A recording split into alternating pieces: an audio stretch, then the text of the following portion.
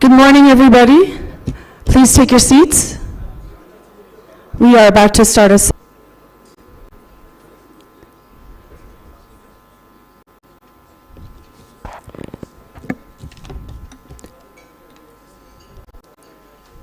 Thank you very much.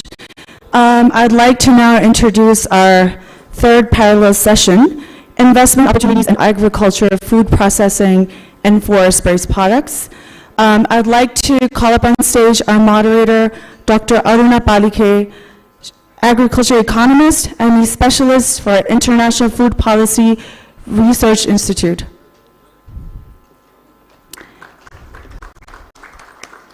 And I'd like to call on stage the rest of our panelists, Mr. Neeraj Karki, co-founder, director, KT Private Limited.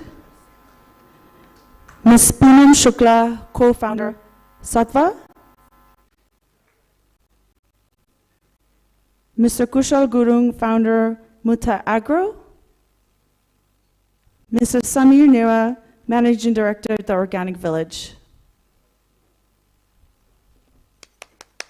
Let's give him a round of applause.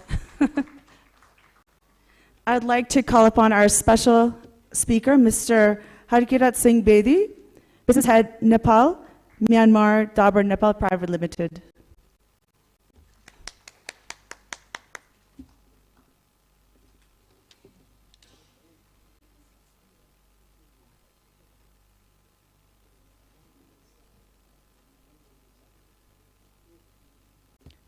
It's okay, it's fine. We'll all manage. So, Dr. Palike, I'd like to hand over the floor to you. Oh, hold on, sorry.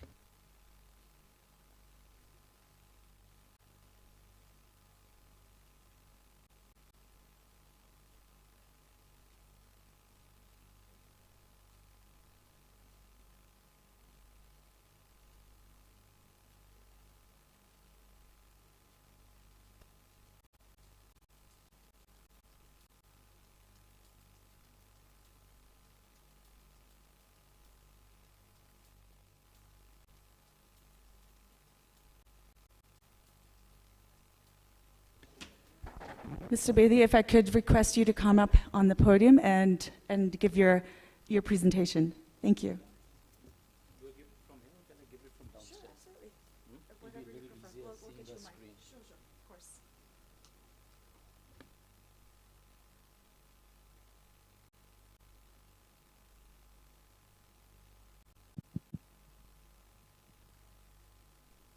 Sure, of course.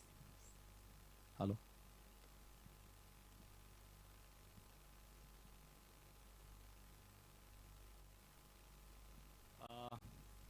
Good afternoon, everybody. I am Harkirat Bedi. I represent an Indian multinational group called Dabur. I just want to take you through a presentation which basically encapsulates Dabur's foray into the agro-forestry business. I just want to share our experiences with you. How have we benefited as an organization in investing in this area? And how has the other stakeholders also benefited simultaneously?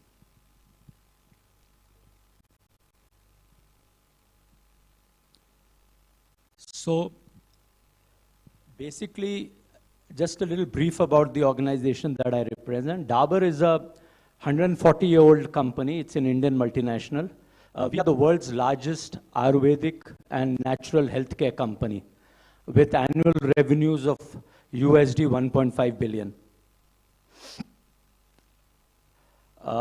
We have a global footprint in terms of both manufacturing and sales and distribution of our products. And we have a sizable presence in Nepal in terms of a domestic business, in terms of exports, and in terms of a bioresource, a strong bioresource division. So the question is, as we are talking about investment opportunities in the agroforestry sector. So why did Dabur invest in agri and agroforestry sector in Nepal? So I'll just share some of the salient points on the same. We obviously saw a lot of ample, scope and opportunities. And the whole thinking basically grew out from that fact that world over there is a, increasing propensity in demand for natural and herbal based products. And this is true because, these are products out of the soil and then there are limited land resources world over. So from that idea, what we thought was we must get into backward integration, because for a lot of our Ayurvedic and natural products and our herbal products, we require raw materials, largely medicinal, aromatic, therapeutic plants. So we thought, why be reliant on middlemen and get into a backward integration exercise? So basically, we fostered a complete value chain for our nature and herbal-based product portfolio. Obviously, going forward, there is high ROI. If you invest in R&D in agriculture, the returns are nearly 14 times. So this, when I talk about R&D, this is R&D basically in terms of, looking at high-value crops, looking at niche crops. So investment in agriculture R&D really, gives you good returns. So whilst if you stick to commodities, there's, you really do not make much margins. But if you invest in research and development and, identify new variants, new species, probably you might be able to make some money. Fourth reason is obviously potential, because the agriculture sector in Nepal has a contribution of 25% to the GDP, engages more than 50% of the population. And also, when we talk about agroforestry, Nepal has about 45% of Nepal is covered by forests. So that's a natural, source of resources. And lastly, also when you invest in agriculture, it's not purely commercial. You also have socio-economic benefits which come into play. So, you have environmental benefits, basically sociocultural, socio-economic benefits, and also it meshes in with the CSR outreach of any organization. So, as I said, Nepal is exceptionally wealthy in natural assets, including medicinal and aromatic plants.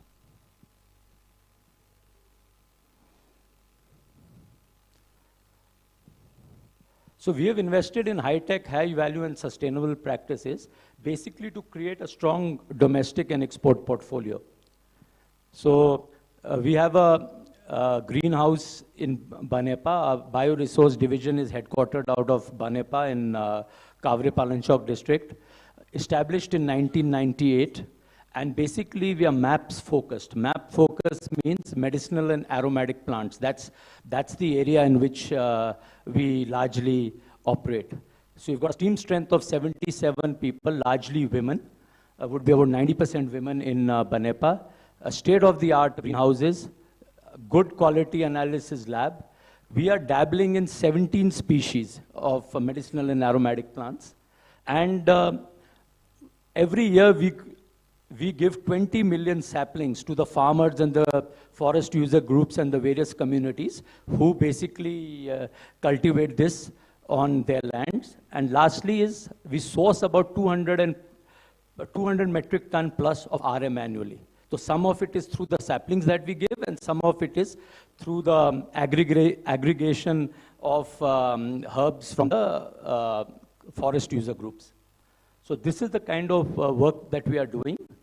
So essentially, when I see in terms of investment, we have invested in R&D. So we have a complete package and practice of the 17 species that we are doing. We have invested in technology transfer. A lot of technologies we have brought in from India. What are the learnings we have brought in from the R&D sources in India. Capability building, again, this is for our own teams and for the farmers and the communities that we work with. So, we guide them through the whole process. So there's a lot of capability there. And market access. That is most important because we do 100% buyback. So whatever the farmers cultivate for us, eventually they have a market. So we do 100% buyback. So we've been developing the markets at our end so that, our products sell more, and then we need to source more and more raw materials, which, so the farmer at the end of the day is not left, growing our products and no market to sell. So we have 100% buyback. If the farmer feels he can get a better market outside, we are okay with that too. So that flexibility also is built in.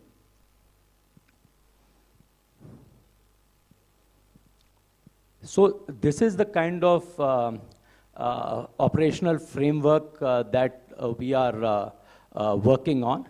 Essentially, the first approach is that we basically give the saplings, basically grow the saplings, give the saplings to the farmers.